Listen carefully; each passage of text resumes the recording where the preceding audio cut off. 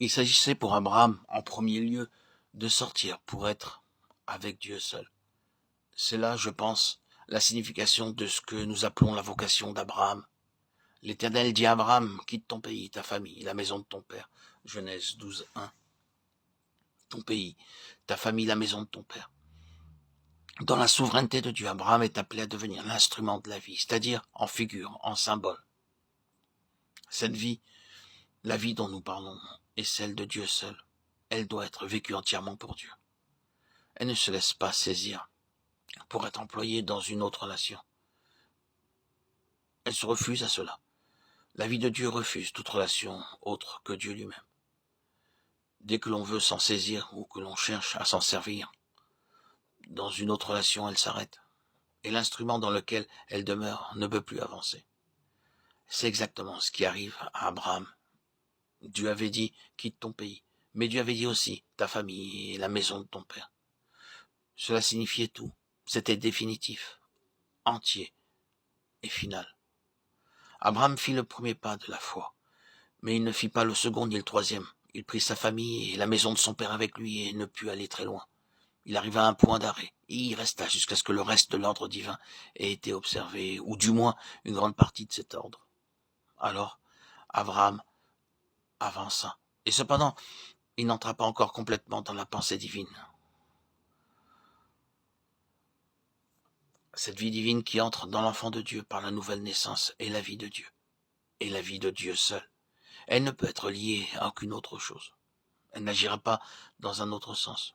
Elle n'agit pas en relation avec Dieu, avec la pensée de Dieu, le dessein de Dieu, la volonté de Dieu. Et pour que cette vie vous porte jusqu'au but entier de Dieu, elle doit être vécue entièrement pour Dieu.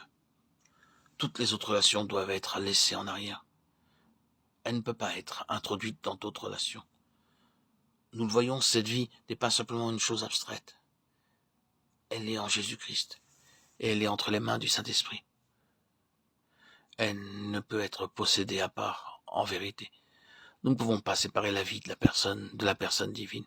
Christ est la vie, et le Saint-Esprit est l'esprit de vie.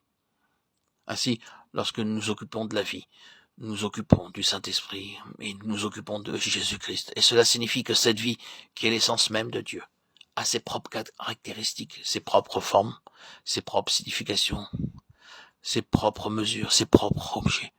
Elle a sa propre mentalité, ses propres raisons, ses propres voies. Elle a une voix à elle, une signification à elle, et une pensée à elle. Il n'y en a point de semblable à elle. Elle suit son propre cours. Toutes les autres voix, toutes les autres mentalités sont autres. En vérité, entièrement autres. Il n'y a aucune correspondance entre l'une et les autres. Lorsque Dieu dit « Mes pensées ne sont pas vos pensées, vos voix ne sont pas mes voix » Isaïe 55, 9. La différence qui existe entre vos voix et vos pensées et les miennes est aussi grande que l'espace qui sépare le ciel de la terre. Ce n'est qu'une autre manière de dire « Ma vie est absolument différente de la vôtre ». Dans sa mentalité, son jugement, son raisonnement, ses caractéristiques, sa nature, différente en tout. Elle est entièrement autre. Quel est donc l'effet de tout cela? Cela signifie que cette vie ne saurait coexister ni avoir communion avec quelque chose d'autre, quelque chose de notre propre nature. Elle ne peut avoir aucun lien avec notre vie propre, qui est autre, avec notre propre nature. La vie naturelle ne peut être une amie de la vie divine, et la vie divine ne peut être une amie de la vie naturelle. Elles sont dans deux mondes différents. La vie naturelle, la vie d'âme dans l'homme, a en elle des éléments de Satan, et la vie divine a en elle des éléments de Dieu. Ce sont deux royaumes entièrement différents. Or, c'est un principe établi. Cette vie divine demande sa propre direction et ses propres relations. Cette vie divine demande ce qui est entièrement de Dieu. Et je vois dans ton pays, ta famille, la maison de ton père, ces choses qui suggèrent les relations et les influences naturelles. Et Dieu ne peut les permettre à côté de sa vie en nous.